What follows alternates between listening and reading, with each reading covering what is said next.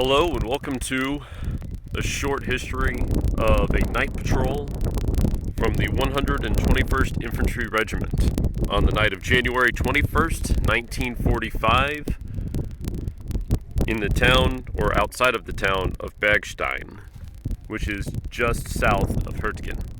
This is the town of Bergstein. This is the southwest corner of the town.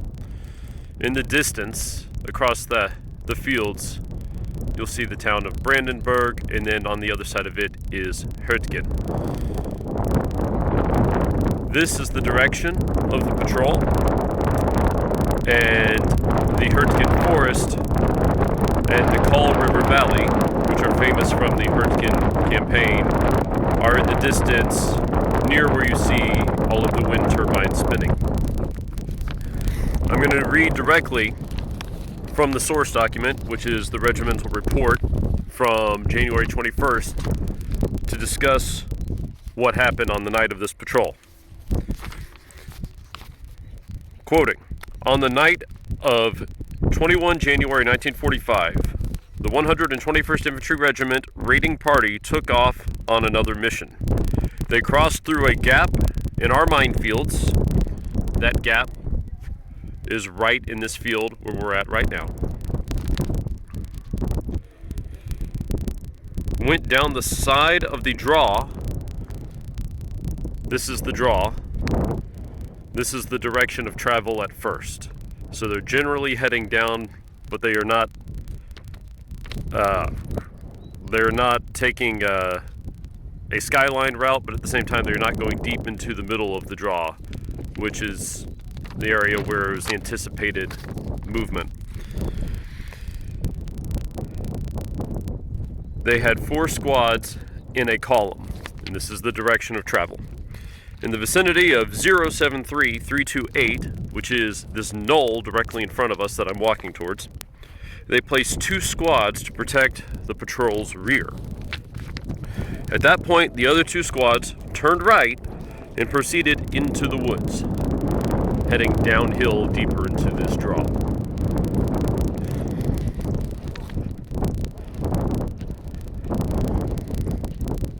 I'm going to continue and pick up the story once I get up here to the knoll. Alright, we are standing on a little knoll, which is the location where 2 of the 4 squads were placed for security.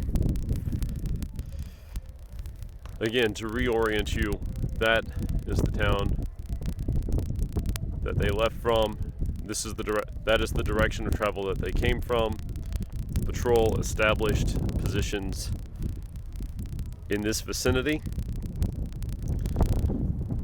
and then took a right and went down the hill into this draw. And once I get through the thicket, I'll give you an example of what they were moving through. Alright, we are inside the tree line now. And it is very steep and slick. Now, this was January 21st. The full moon was January 28th. So, it was a waxing moon. The weather is not recorded, nor is the level of snow on the ground. And I say that because it's difficult to visualize and understand how much noise a patrol of 2 squads would be making going through the woods. But I will say, once we get down closer to here, show where they were able to get within 30 yards of a German bunker before they were noticed. As I'm climbing down here, I'll read the brief part about this portion of the patrol. Quote, they had gone about 2/3 of the way down the hill when they came upon a well-beaten path, which extended from the patrol's left rear to the right front. That path is still ahead of me, and as I continue down through this terrain, I'll pick back up and show exactly where that path is. Alright, Here is the path the patrol came upon, and it extends further up this draw. This is the direction back towards the village, so I'll continue. When they got to the path, they moved along it until they got almost to the edge of the woods at the bottom of the draw.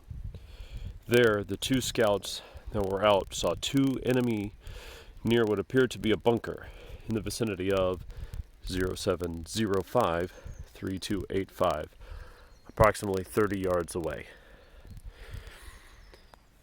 And I will continue down to that exact grid spot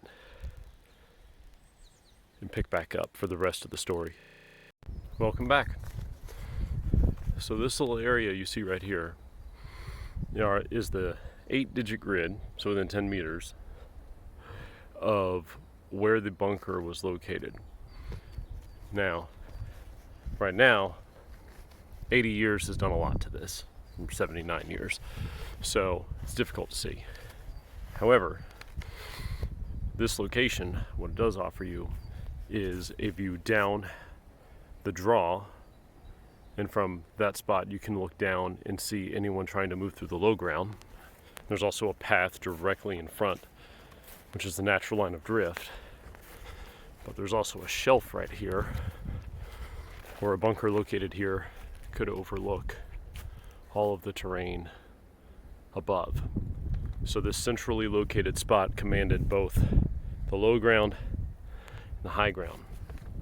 Now, this patrol actually came at it from the rear. That direction, up above that IV line, about 150 meters, is where the two squads were placed for rear security. Patrol came down the hill, found that path, and then took it back, which eventually led to this, what is now a clearing, and approached the bunker location from the rear. Now, I will continue reading to see just how the story finished out. They continued to advance quietly upon the enemy, and when they got within 30 feet, or approximately where I'm standing, the sentry challenged them loudly in German. The entire patrol fell to the ground and remained silent. When no response was forthcoming, the sentry seemed to be confused. Apparently, he wasn't sure whether or not he had heard anything. He called out for whomever was out there to surrender. At this point, Sergeant Kersey threw a concussion grenade. The Germans opened fire with machine pistols and all other arms. The patrol returned fire with submachine guns and started to close in on the men in the bunker. The fire from the patrol drove the men inside the bunker. Sergeant Kersey threw a white phosphorus grenade, and apparently the Germans smothered it with blankets. Then Lieutenant Grover called upon them to surrender. 3 men, one of whom was wounded, came out and surrendered to the patrol. One of the enemy had been killed during the firefight. They took these prisoners and started back to their lines.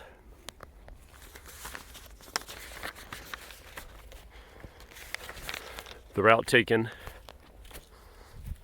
was back up the hill toward the initial direction of travel. And approximately in the center of the view, where you see a line of brush extending away from you, is where they ran into a booby trap. I continue from the reading.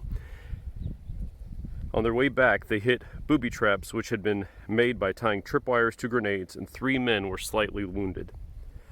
When these 2 squads had made their way back into the lines, so all the way back into the town, they called the 2 squads who had been protecting the rear, who were back this direction, and told them to come back in. So a platoon did a night patrol, knocked out a German bunker, took 3 prisoners, killed 1 German, at the cost of 3 slightly wounded from a booby trap. It's just one story that is forgotten in all of the history that we look at in World War II, but one worth remembering.